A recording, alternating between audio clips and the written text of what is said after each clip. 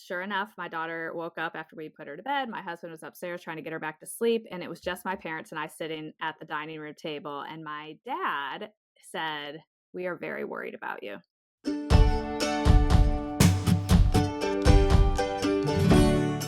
You're listening to The Motherhood Experience, a podcast where you are part of the conversation with moms, for moms, and by moms.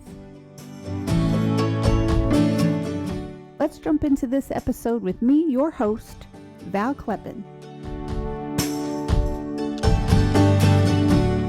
And welcome back to another episode of the Motherhood Experience podcast. Today's episode, I had a fascinating conversation all about sleep. I don't know if you're anything like me, but I love sleep. And every Sunday, I look forward to what I call my Sunday snooze. After we get home from church, it's just all about taking that afternoon nap. I feel like I can't function the rest of the week without that Sunday snooze.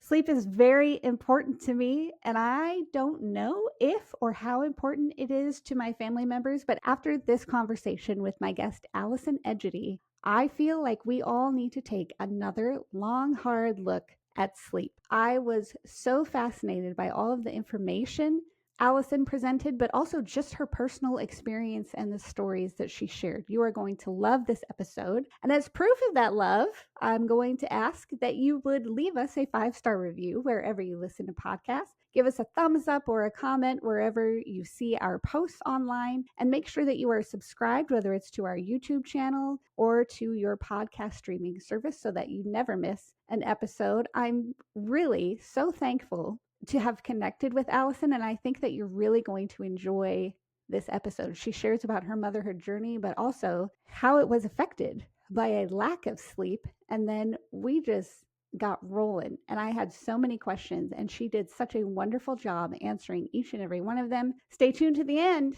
You are going to want to hear all that Allison had to share. So a big thank you to my guest, Allison Egidi, and here is my conversation with her right now. I am pleased to be joined by Allison Egidi on the Motherhood Experience. Allison, welcome to the show. Thanks so much for having me. Happy to be here. Yeah. Would you please start by telling my audience the ages of kids and stage of motherhood you're in? My girls are 11 and 12. They are 18 months apart. And I don't know exactly how you define stage of motherhood, but I would say I'm in the stage of being an Uber driver. I am driving them to all of the things. You have reached peak chauffeur status. That's right. Yes. So 2 daughters, 18 months apart. Did you plan to have or hope to have children that close together? I did not. I did not. I took a while to get pregnant the first go around, followed the doctor's directions the second go around with a plan of being about 2 to 2.5 years apart, and was back in that office 4 weeks later. I see. So was the idea of motherhood something that always resonated with you? Is that something that you pursued or envisioned from childhood? I did. I am one of 4. I loved being one of 4. I think I envisioned probably having 4 kids, or I should say, at least I knew I wanted an even number. So for a long time, we were 3. And then the 4th came, and I loved that dynamic of having 4. And so I thought I'd go for 4. After 2, maybe because I had them so closely together, I thought, oh, I've reached my max. This is for my skill set. Having children actually made me realize I'm an introvert. And so I can't remember if I'm an introverted extrovert or an extroverted introvert. Yeah. But how I refuel is by myself. So I love to be with people, but I really need alone time. That becomes very challenging when you have kids. So Yes. I did start to think I don't need to pile on to the situation for me, because it wasn't going to bring out the best in me. So I stopped at 2, and it's fantastic. Yeah. So I kind of want to touch on that a little bit, because did you find, along with the needs of children and just being like touch and talk to all of the time by them. Did you find as they are growing up now, like the activities and the chauffeuring, and you have to be more social in some cases because you have to talk to the other adults in charge or the other people present, does that also tend to just drain you a little bit? Yes, sometimes that can be a lot. So I do love to be with people, and people who know me are often surprised because they'll say, "You're kind of the life of the party when you're there," but it's exhausting to me. And when it comes to things like the sporting events and the people I don't know very well, and or if I've been at it all day, like we've had multiple soccer games in a day and we've been at a cross country meet, I am the parent that sometimes just sits at the end. All the parents are lined up and I'm just at the end, not to be rude, but I've also gotten very comfortable with the fact that I don't have to talk to everybody all the time. Mm, And there was a period where I probably would have thought, oh, they probably think I'm being rude. And now I'm just completely okay with it. I will hmm. just sit and I'm fine. And if someone comes and chats with me, I'm happy to chat with them, but I don't need to force it. So you will Right. often see me at the end of the parents at the sideline. Right. I think that's a good reminder also. And I am introverted myself, which also surprises people. But it is like I have to extend a lot of myself in keeping that bubbly presence. And I love people, Mm-hmm. but it's a lot sometimes. But also, I think the reminder comes in when you are not that parent, but you see that parent. At these events or whatever, not to be like, oh, they're so stuck up. They never talk to us. Girl, sometimes that mom or dad just needs a minute of quiet and not of conversation. Right, totally. And Yeah. you see the parents who they're thriving with this constant interaction. And I look at them and I often will say, like, oh wow, they must really be an extrovert. Like they want to go to all the things with all the parents at all the travel events. And I want those some of the time. And then Yeah. there are other times where I'm just kind of done. And I have one of my children is an introvert and one's an extrovert. And so it's very easy with the one to be like, "Are we done with this? We're done, right?" And she's like, "Oh, we're so done." And then the other one is like, "What? I need to be at all the things and talking to all the people." And so I also have one of both when it comes to my children. Just for my own curiosity, is the extroverted one your oldest? Yes. It's like, how did I know? Right. Yeah. Yeah, but that is so interesting, and it definitely brings a different dynamic into parenting, I think, too, because it's something that you don't anticipate or think about when you envision like being a mom and having a family, and then it's like, ah, do we really have to go to one more thing? Yeah. It's a lot of things. And Yeah. I love my kids to be active. I'm a big proponent of that. So they're doing things that I want them to be doing. And a lot of these people are lovely. And I do like to spend time with them. But there are just sometimes, as you know, as an introvert, where sometimes you're just done. Right, right. So let me ask you, as you were married and becoming a mom, were you working at that time? Hmm. So what So was your career life like? I like to say that I'm currently on version 3.0. When I met my husband and in the early years of our marriage, I was an investment banker in Chicago.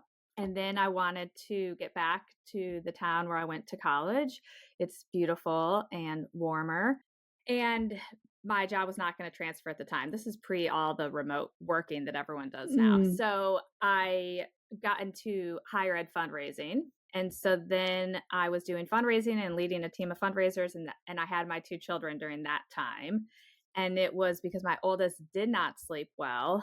And it took us 2 years to really figure out her sleep puzzle and how to help her sleep. And I hired a sleep consultant to do that. That I really became passionate about sleep because that was a very challenging 2 years for her, for me, for my husband. It was just really rough. And so when she started sleeping well, and I asked the pediatrician why I had to hire someone who fixed it in 11 days when I had been into that office so many times asking for help. I had switched pediatricians. I was desperate for help. And she said, the reality is we're not trained in sleep. And on average in medical school, they get 3 hours or less of training on sleep.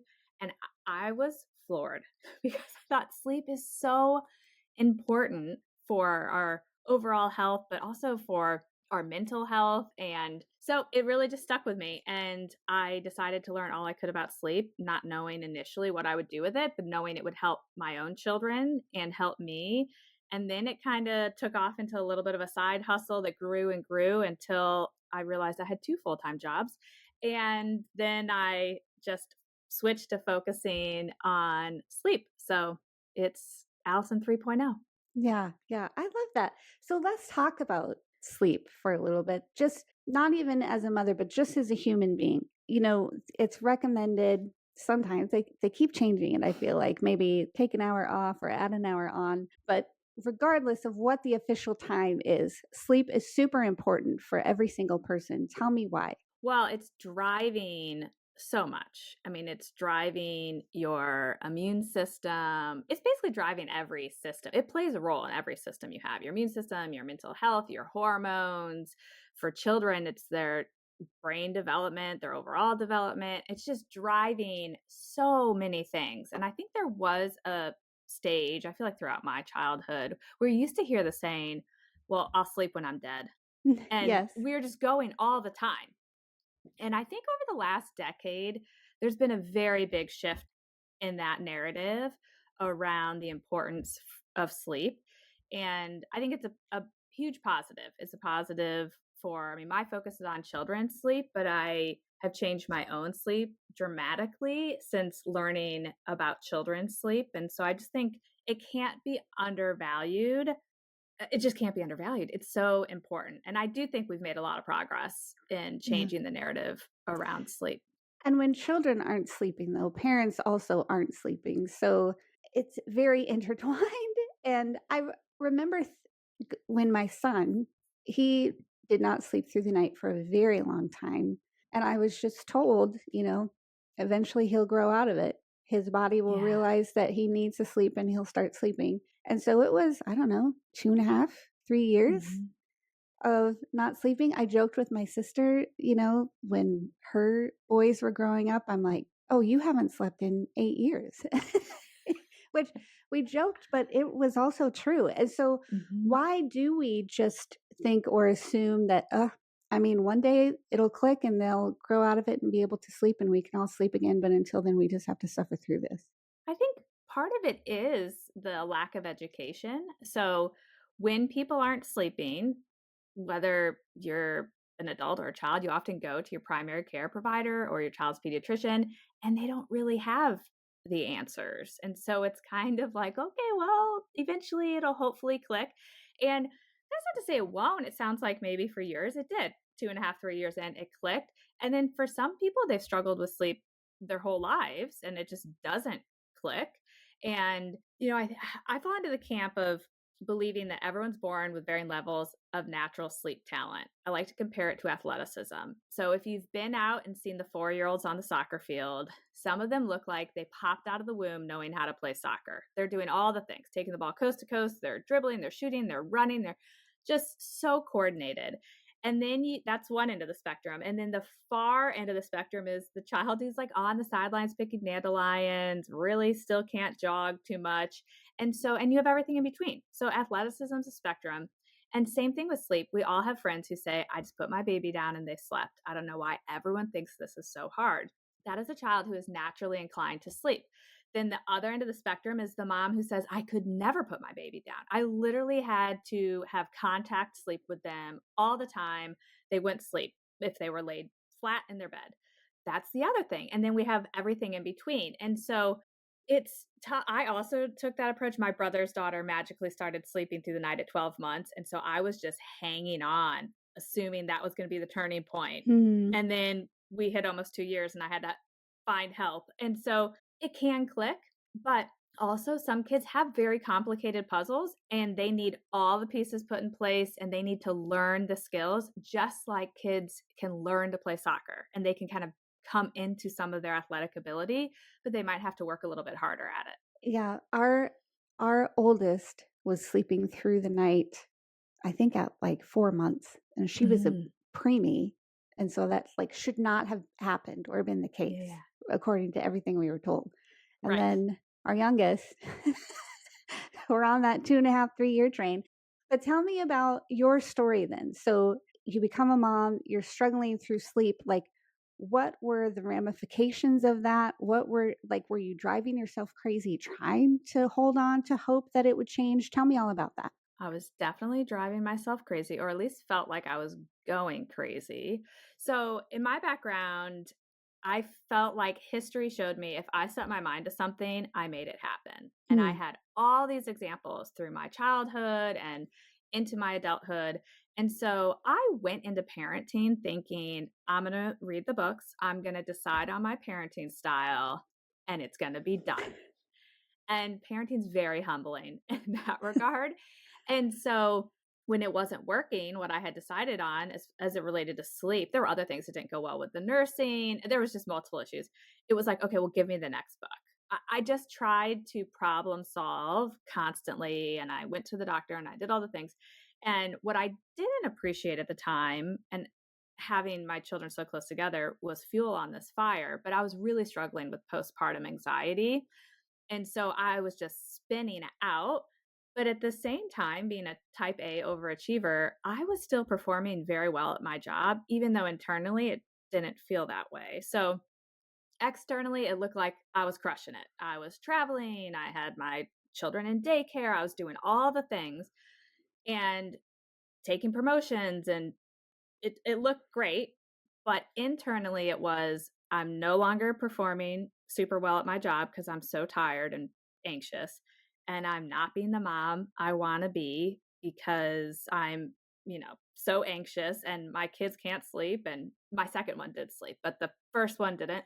And so I had a whole internal dialogue that was happening, which was very, very challenging. So it was just a very humbling experience. Getting sleep back on track really helped my daughter and me just to be able to take a step back and actually see what was happening. Hmm. So it was just really life changing for me. But those early years, just hard to even say. I'm like, oh, I suffered for years. It's hard to think about actually to get, like step back into how challenging that was. Yeah. But really, and like you mentioned, lack of education or knowledge, you go along to get along because you feel like that is the only thing you can do, and that will only be a season. And I love how you likened it to the "I'll sleep when I'm dead." I heard that all the time, and it's Hmm. not just about filling schedules. But Yeah. sometimes when you are sleep deprived and you think, well, this will come to an end and I'll get to sleep again. But you don't realize the havoc it is wreaking in your life to that point. So tell me about like what was the end all where you finally decided we have got to get help with this? There was a very distinct moment where we had traveled back to Indiana, which is where I grew up, and it was Christmas, and it was right before my daughter turned 2. And so I had a almost 6-month old and almost 2-year old. And at this point, I had started to think I'm not doing well. I don't think I was communicating that to anyone, but I knew I wasn't doing super well. And so, sure enough, my daughter woke up after we put her to bed. My husband was upstairs trying to get her back to sleep. And it was just my parents and I sitting at the dining room table. And my dad said, "We are very worried about you, and you are not yourself. And we don't know what you need, but you need something. And we're worried." And I remember I said, like, I'm worried about myself too. I am just so tired. And he kind of gave his version of a pep talk, which was, "You're a smart, resourceful person. I don't know what kind of help you need, but it's time to go find it."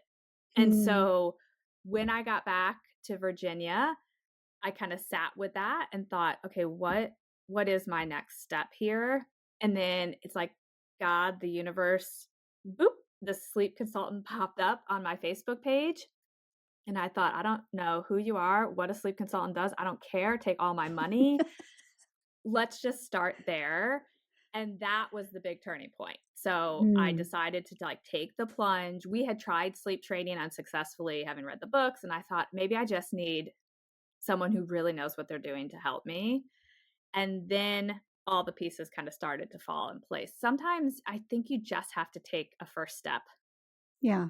What was the difference between this consultant and their help versus the books and the methods that you were trying to implement?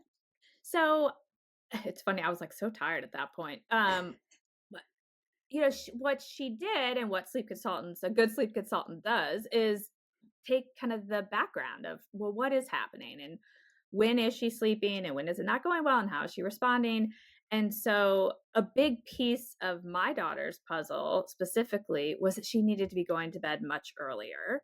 And she was getting very overstimulated. So there was a lot of everything I wanted to do to like hold her and soothe her and do all these things sometimes was having the opposite effect that I wanted.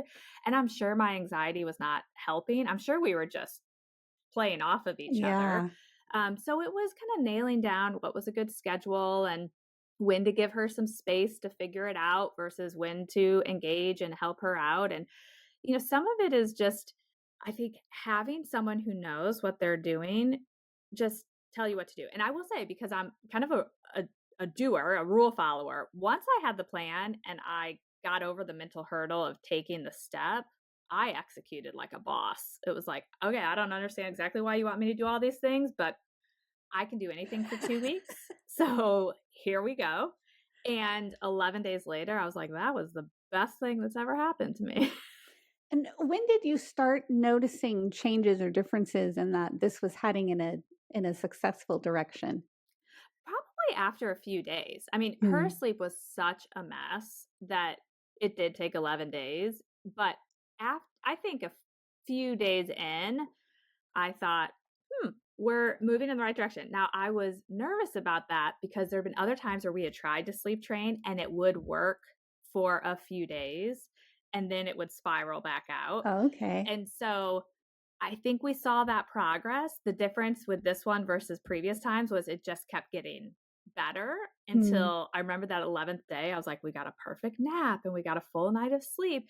And then the rest was history. Granted, at that point, once I kind of knew what I was doing, I stuck to it. I didn't want to relapse back Yeah. into a bad place. That's also when I became obsessed about I want to understand what's going to happen in the next stage and what what do I have to do to keep her sleep on track. So it did Yeah. kind of lead to me nerding out on Yeah. sleep education. So it's not the same thing. Like once you figure that out, then it's that same thing for the rest of their life. Well, not really because they grow and they change and their sleep needs change. But I do think children who are less naturally inclined to sleep and are maybe more sensitive, they are more likely to have some bumps in the road versus those children who are really naturally inclined to sleep. My youngest is naturally inclined to sleep. And let me tell you, the experience is night and day. And I don't have to overanalyze or think about her sleep nearly as much. And Hmm. so it really depends on the child, I think, and how much their growth and development may impact their sleep skills. What did you notice in yourself as your daughter's sleep started to improve? Well, I think that's when I realized that I had been having so much anxiety because sleep was really fueling that. So, not getting enough sleep, which is, I realize now, always been the case in my life. Hmm. When I don't get enough sleep, I'm more anxious. But once I got the sleep, yes, I had less anxiety, but I was also way more present. It was when I started to feel, oh, I can be present at my job. I can be present with my children. I think I had just a lot more emotional regulation. So I was much more patient with my children. At this point, she was a toddler and she's a spunky, I like to say, my very spirited child. And so I had a lot more patience. I definitely felt like it moved me into that area of being the mom I wanted to be. Hmm. I mean, I think that's an ongoing thing that we're always working on, but Yeah. it was the first big step where I thought, okay, I can operate the way I want to operate. So it was, I think the big thing was I had more patience and I was able to be present in those moments. Yeah. I love that. And what about her? What did you notice changing in her? Well, she was very tiny and she's still a petite person, but she had a little growth spurt for the first time where I was like, oh my gosh, she had a noticeable growth spurt, which I thought was interesting. She had, still has, but asthma. And so she was sick all the time in those first 2 years and had this chronic cough. And that significantly improved. So she got sick far less, which was a big deal because of her asthma. And so her health just noticeably improved. So that was big. And then at that point, she was a toddler. Her emotional regulation was better. So we had fewer tantrums. Her impulse control improved. So there was less of that kind of 2-year-old hitting, like that impulsive, like, you stole my toy, whap. Mm. And so all of that improved. So she also, there was noticeable changes for her. She was just generally happier. I mean, when you go from waking every hour to sleeping 11 and a half hours and taking a nice nap, it's hard to not notice that she was just happier. She'd come home at the end of her day at daycare and she'd be happy all the way till bedtime. She wasn't crumbling. So she generally just was in a better place, which of course helped me be in a better place to see Yeah. her in a better place.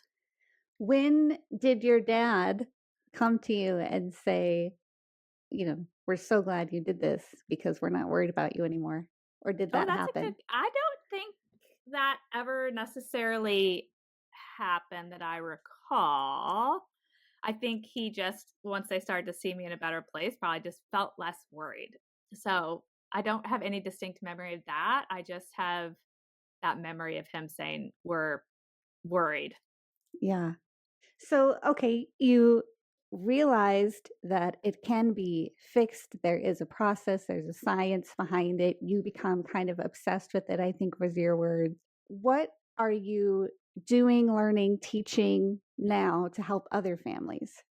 Yeah. So now, it's really, I like to say that I'm helping people put together their children's sleep puzzle. So helping them figure out where their child has these sensitivities, where they can be more flexible, what they need, how much sleep they need. There's such a wide variance in how much sleep each child needs to truly thrive.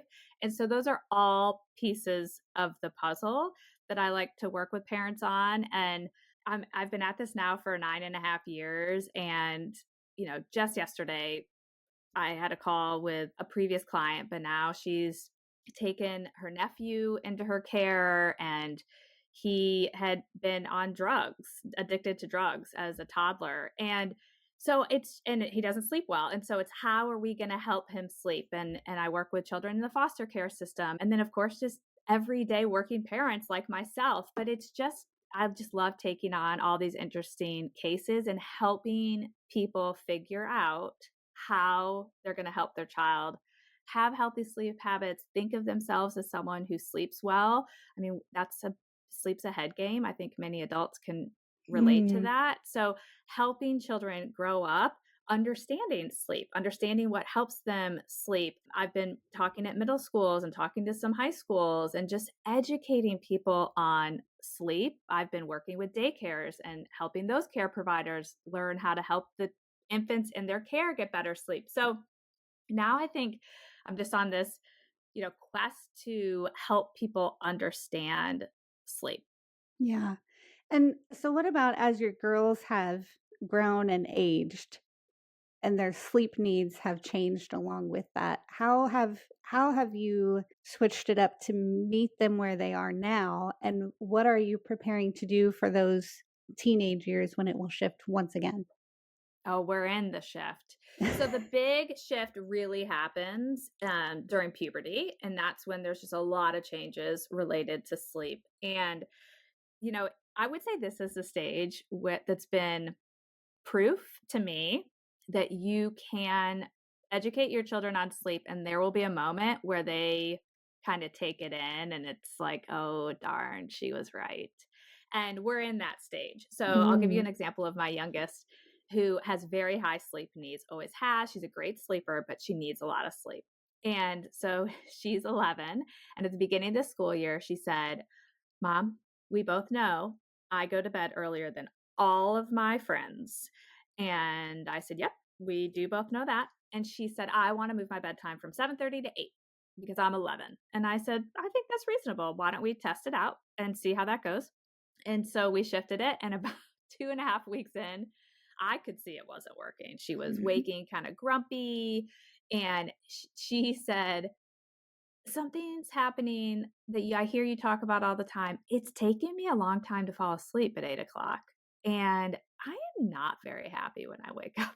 And so I know she said, I don't think it's working. I think I need to go back to 7:30. And we don't hit 7:30 every time. She plays all these travel sports. But when we can hit it Yeah. on the nights that we can, everything else is better for her. But I loved that she came to it on her own. I was already watching it and I was going to intervene because that's our job as parents. But I thought I just want to see if she can take note of it. And same thing with my older daughter who is in full blown teen mode. There are moments where she will say, I know, I just need to sleep. This would be better if I just sleep. I'm like, I know, everything is a little bit better with sleep. So that's not to say kids are happy that I don't let them have screens in their room and I hold these boundaries, but I have noticed because they've admitted it, they are seeing things happen with their friends and things they're struggling with that they will even say, I don't like that you do this, but I do acknowledge it's better for me. So Wow. this has been a stage where I'm like, oh my gosh, you guys, it really does work. Everything I've been preaching to my community and clients, it's working, it's happening. It takes a lot of work. I mean, believe me, my 12-year-old would love to take her computer up to her room and do things in there, but holding those boundaries is challenging, but I'm seeing some level of admitting that it's good. Oh, wow. Okay, now this has opened up a portal of a bazillion questions that I have now. Tell me why it is so affected when you miss that window and let's say you push your going to bed back by 30 minutes, 60 minutes. Why are you not just so tired that you can fall asleep and sleep through the night? Why does it actually hinder your ability to fall asleep? You catch that second wind.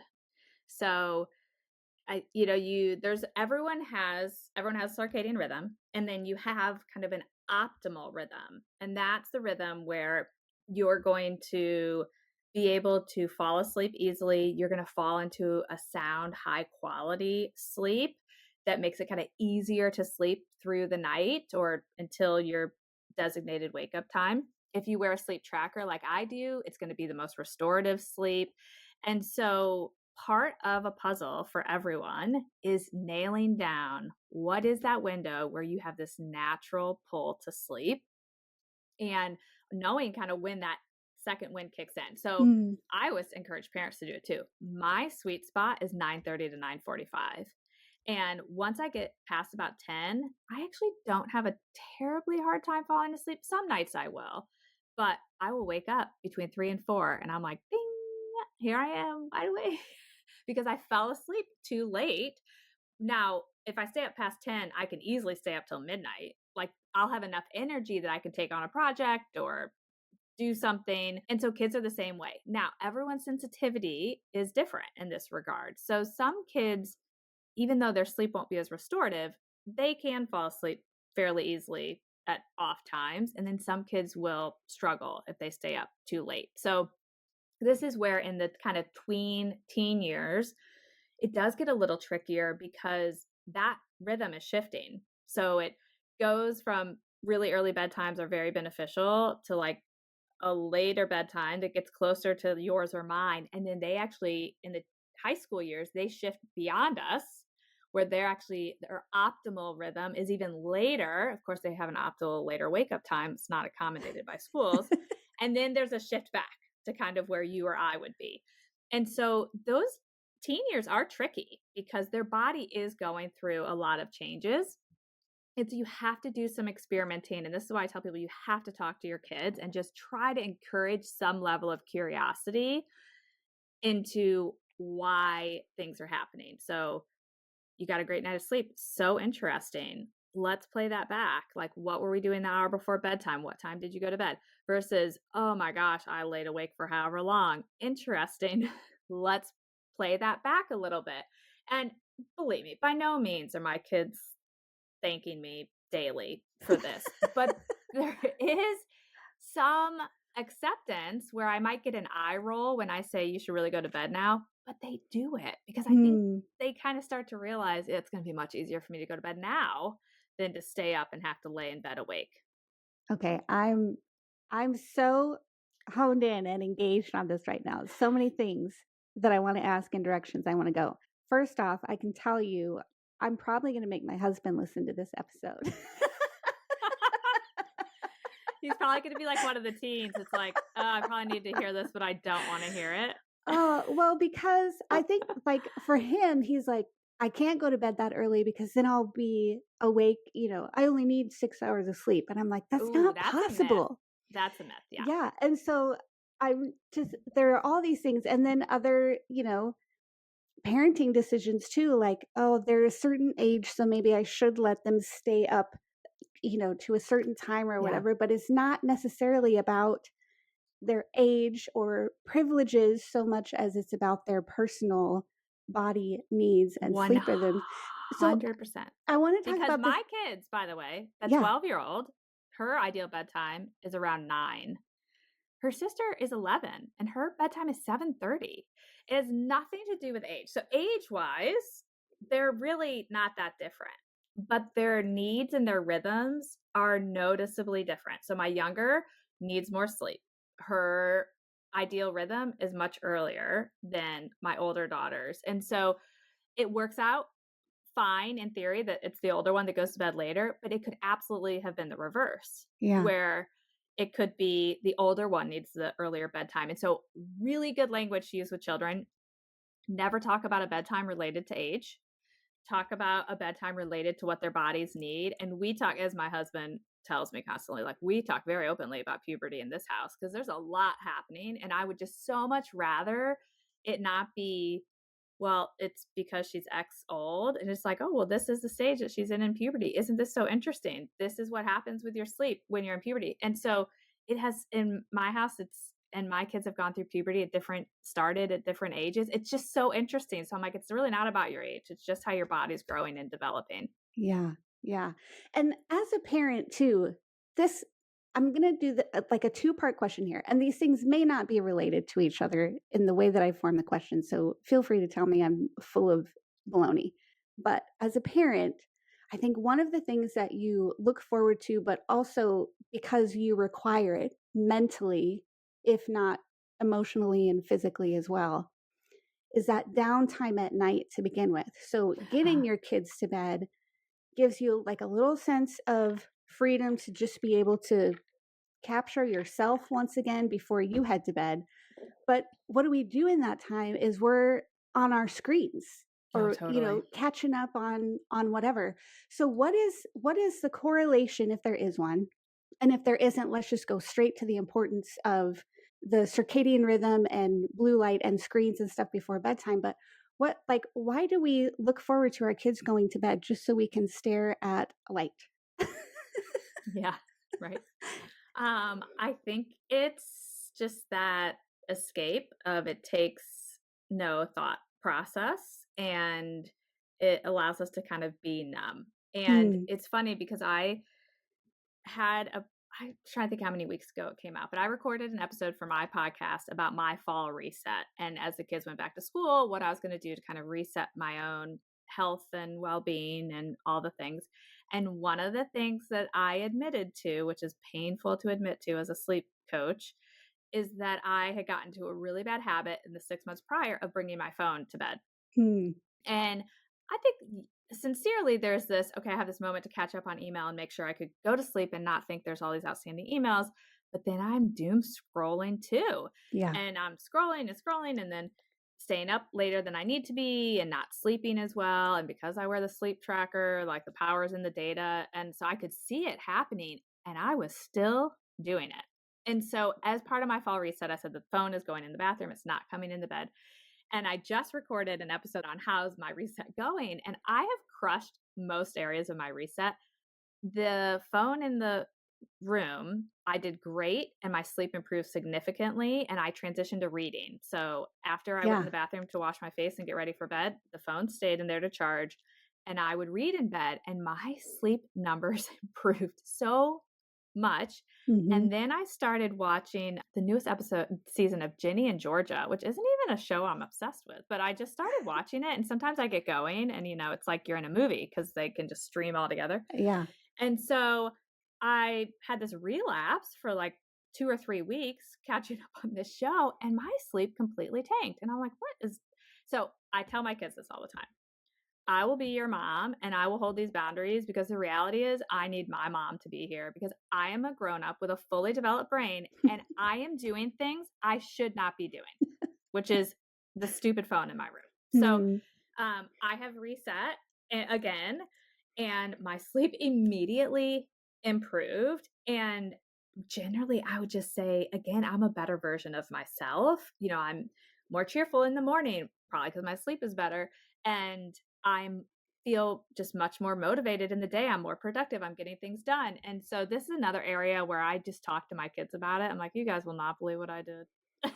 And I am feeling it today. And I need my mom here to Mm. tell me I cannot do that.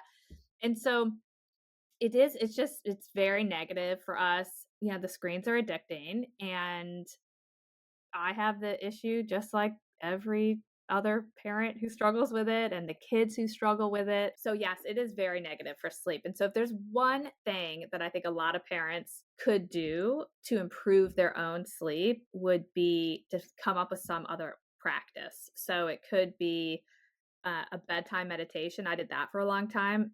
Really great. It could be stretching. I used to be a very avid reader and during parenthood kind of fell off that train. So now I'm back to reading fiction books at night. That's what I read is fiction. So I'm a huge educational book person that I love to listen to on my walks, audiobooks. Yeah. But at night I'm just reading like good old fun fiction and it's delightful, but I Yeah. have to make myself do it. Even though every day, I could tell you today, I'm so glad I did that. It was so delightful. And then tonight I will have to make myself do it all over again. Is there anything that you've come across on like overhead light in a room versus bedside table light or anything like that and the effects that they have on sleep and circadian rhythm? Yes. So you want to have dim lighting, kind of amber orangish lighting. For me, what I ultimately switched to that I think's been the best, and I was reluctant to do this because I love a good flipping the page process, but I switched to a Kindle and I do the night lighting on it. So there's virtually like no light on it. And that's been most helpful to me. So when I get in bed, we do turn off the lights and then I'm just reading my little Kindle. But again, the light thing, I will say, everyone's sensitivity to it is different. Mm-hmm. So I'm actually very sensitive to light, and one of my children is, and my husband not so much, and the other child not so much. So for me, we have the air control pad in our room, and we just got a new one that luckily is not lit up all night, but our old one was, and I had to tape cardboard over that screen because if I opened my eyes during the night and I could see that across the room, I swear to you, it turned my whole system back on. It was like, oh, there's the sun coming up. Let's rise for the day. And so I need it to be very dark. But my husband's like, that thing didn't bother me. So I think everyone's sensitivity to it is different. But I am an advocate of sleeping in a dark room, just doing things that make it easier for your body to get great sleep. And being in a dark room, that's why I don't really encourage night lights in kids' rooms because it could be very disruptive to their sleep. But technically at night, if you're getting ready to go to bed and you want to get really technical with it, and I have one of these lights, but you kind of want this reddish amber color light. But some people might not. I'm telling you, if you get that screen out of there, that light is probably such a minimal issue compared to having the screen that you probably don't need to get as hung up on it. Yeah. Yeah. So let me ask you about this because I am up in South Dakota. Wintertime is coming, so it will get dark, 4:45, 5 p.m., Yeah. and then it won't get light again till after 8 a.m. Like we have it's those dark and cold months. February might only have 28 days, but I swear it's the longest month of the year for us. I have no doubt. I have no doubt. I felt that way in Chicago, and your situation is probably Yeah. even more intense. Yeah. And so how do us northerners, up in the dark and cold, how can we I don't know how the settlers did it basically. With Yeah, if yeah. they got up with the sun and went down with the sun and they didn't have electricity to have light on it later in the day. But how can we kind of take care of our circadian rhythm without having all the lights on all the time because it gets dark early and it does Mhm. not get light until late. Yeah, so one thing I would do is, well, one a light I use to wake me up in the morning, I use a hatch. There's different version of the hatch, but the adult version of the hatch light. And so I set it so that I think mine just starts 5 minutes, but you could even have it longer. A red light starts to turn on and then it kind of turns into a brighter light. And so I try to use this light to help me wake up. Ultimately, a little alarm will go off, but most of the time I have woken up because of the light. And Okay. so that's a way to kind of have your body naturally kind of trigger a wake up. And so a light like that, some sort of alarm system that's a light incorporates the light can be helpful because then that light is on and then I get up and it's very easy for me to just flick on my lights and kind of get going. But a big thing would be as soon as that sun is coming up and it is light, even going outside for I know it's so cold, and I hate the cold, but going outside for a few minutes Mhm. and allowing your eyes to take in where the sun is helps just kind of get the body going. And same thing kind of towards late afternoon, towards the end of the day. Granted, you don't want to be trying to sleep all those hours, but getting in sunlight can help. But you might even try, I have found waking with the light helps me, particularly in the winter months, because it does kind of start to tell my body before I've even gotten out of bed Yeah. that I should get a move on. Yeah. Oh, that's so interesting. And so I know that your daughters have different sleep needs and sleep cycles.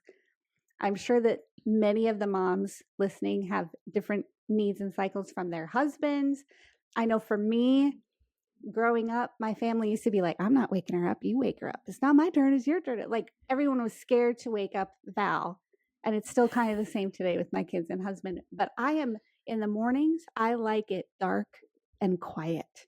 And I just want Mm-hmm. the light to naturally come into the house rather than flip switches on. My husband wants every light turned on. He wants every door slammed and opened as loudly as possible. My husband also has a heavy hand with the doors. I I'll don't never get it. understand it. No, yeah, no. And my kids are like very conversational as soon as they wake up. And I am just not that way. And I will tell them like I am still waking up. It Yeah. takes me a while to become human. Right now you're not going to like this, so just give me some time. What would you say like how can you I understand about sleeping and helping people sleep, but how can you help people wake up? So this has actually been part of my fall reset as well. I have been making myself get up 30 minutes before my kids get up. And it's a little, this is why I've had to start using the light because Mm, otherwise I'd kind of naturally wake up closer to when my kids get up. And I didn't even set an alarm because my husband would be getting up. And so this I've been doing, and it actually has really helped. So I sometimes I lay in bed for a little bit and just veg, but the light is on and I'm awake. Sometimes I'm like, okay, I'm gonna get up. Like yesterday, my husband's like, what's happening today? I'm like, I just got up, I got in the shower, I was up and going.